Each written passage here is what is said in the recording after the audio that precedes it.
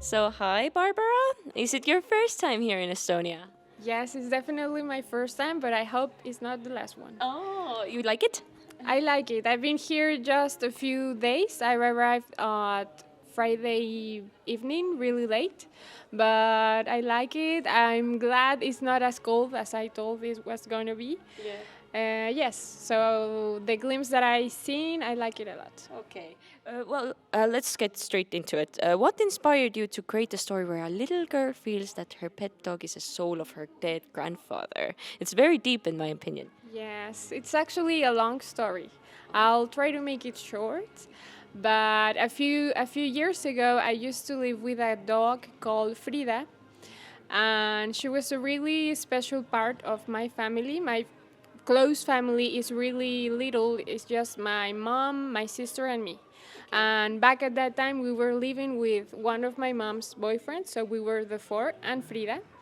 And one time I was walking Frida without the string, Yeah, the leash. the leash. Yes. She was a really adorable dog, but she was a bit crazy, so she liked to run a lot.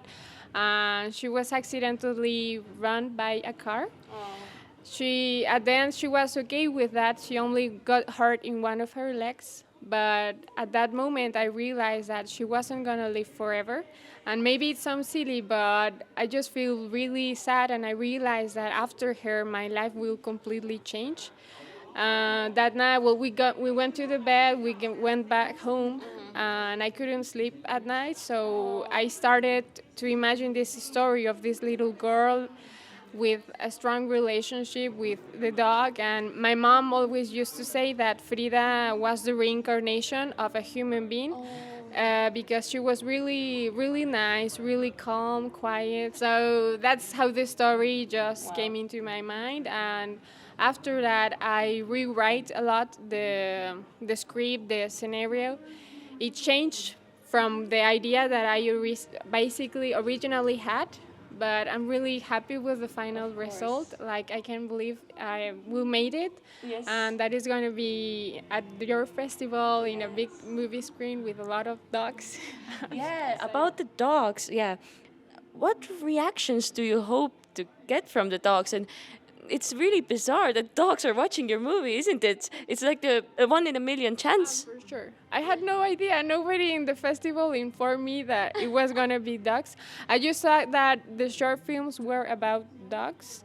I don't know. It's crazy, but it's really. I'm really glad that someone is doing that. I hope the dogs like the film.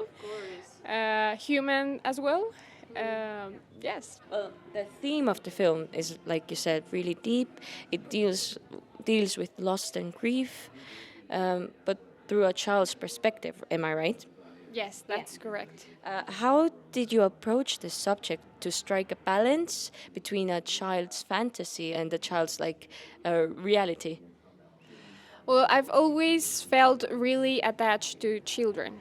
And I felt really angry when they are underrepresented in movies, because they're usually seen as stupid kids that don't think. And I think childhood is a really complicated time in our life. Yeah. It's commonly like in pink color where everything is marvelous, and I just think that it's not. It's really you have a lot of feelings and you don't know how to process it. I work a lot with children. I like spending time with children, so it wasn't difficult for me to understand that. And there's a lot of me in the character of Mona, and also from the actress, obviously Anna. She was great, and I'm really glad that we found her. That's yeah, like you said, it was like from your own experience with your own dog, like the movie is based on it.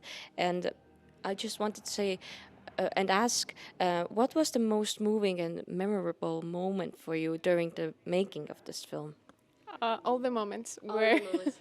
were memorable, but there was this really hard moment on the shooting. You will see it on the screen when there's this moment where is Mona, the little girl with the dog, and she's about to get run by a car.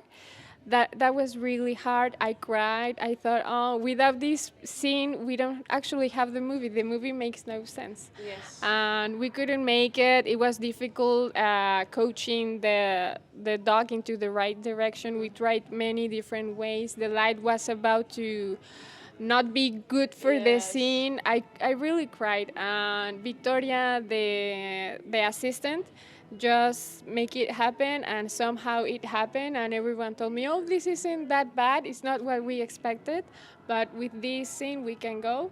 And that was it. And then we have another scene where she's walking with the dog. We thought it would be hard as well, but it came like 3 shots. In 3 shots, Oh, we make it really? really fast. It was challenging having a child, a dog, and a senior person in the film. I don't know if I will do it again, but luckily everything turned out well. Yeah. I'm really proud that this kind of movie is in the program. First of all, because I, as an animal lover, I think it's just really important to talk about our pets and the feeling that you get with your pet, the bond. And I just wanted to ask, lastly, if you have to describe the movie in one word, what would it be? I will say maybe love and acceptance. We have this Spanish word that is resiliencia. I don't really know how to translate that in English. Maybe somebody who watches knows. Yes, it's seeing that. But yes, that's what it's about. I'm really super excited, and I'm glad that this festival has this kind of initiatives. I think it's great. And as you just said, it's important to connect with the bonds we have with our pets, because often they're more than pets. They're really part of our family, Yes. like Frida. Yes. Thank you so much for being here, and I'm really happy that the film is shown, like I said, and I hope you're gonna enjoy your stay here in Estonia and enjoying PÖFF. I'm sure I will. Okay. Thank you Thank very you. much.